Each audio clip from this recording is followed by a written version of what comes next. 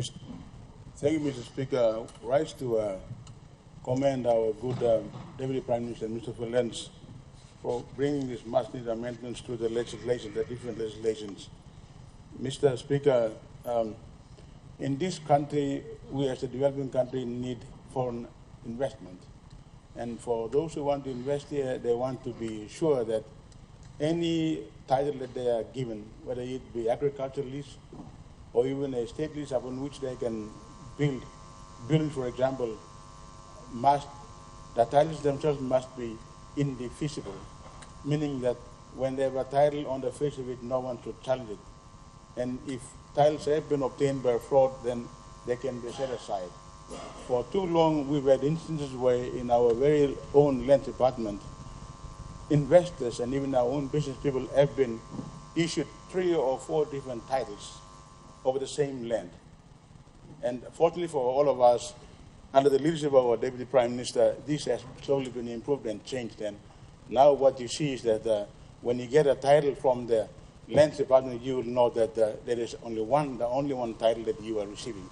So things look good for us. And Mr. Speaker, before the Land Act was passed in 1996, prior to the Land Act coming into force in 1996, all vacant land in this country belonged to the state. All vacant land, except those who were being cultivated and which were being hunted upon by our people.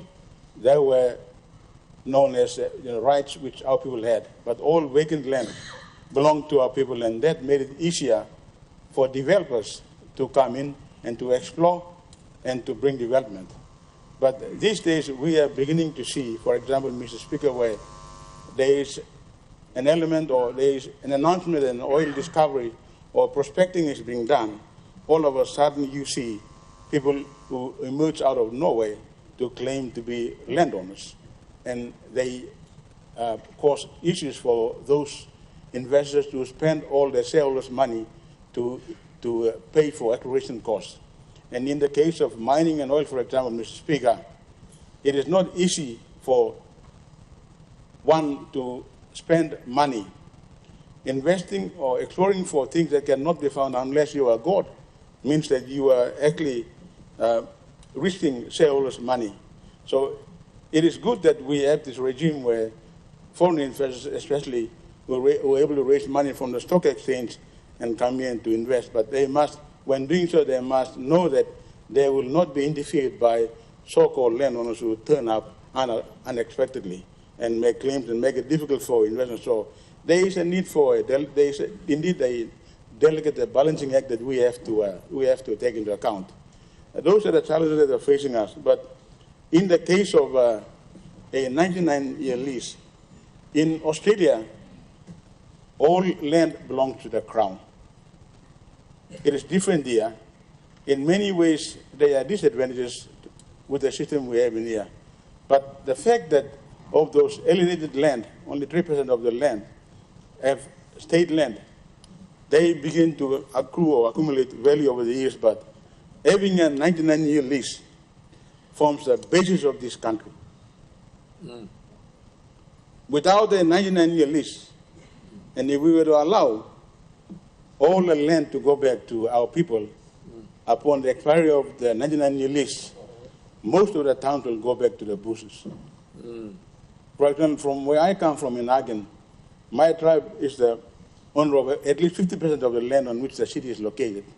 If the land were to be given back to my tribe upon the expiry of the 99-year lease, I wonder what we will do with it. That is the question as leaders we have to bear in mind. 99-year leases that we have in our country form the basis of civilization and towns and cities.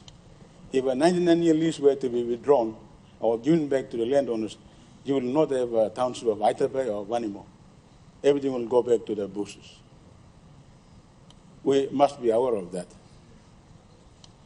And those leases will not go back to the owners, because at the time the land was acquired, whether it through normal acquisition or through force, the landowners at that time are no longer around. So you would be expecting someone who's not really a landowner to get that land. At that time, the landowner at that time sold the land to the colonial administration. So those are the difficulties we're having. But, Mr. Speaker, my suggestion is that somewhere down the line, all of us leaders need to ask ourselves whether we should go back to the system or the situation that existed in 1996, and that is to allow land, vacant land, which are not being cultivated by our people, which are not being used frequently for hunting purposes or ceremonial purposes, whether they should be given back to the state so that they can be used properly for development purposes. But I say it because it can be done only on the basis that the leaders who will come before us will be honest and strong leaders who will make sure there is equality in the way that land acquisition or disposal is dealt with. Thank you, Mr. Speaker.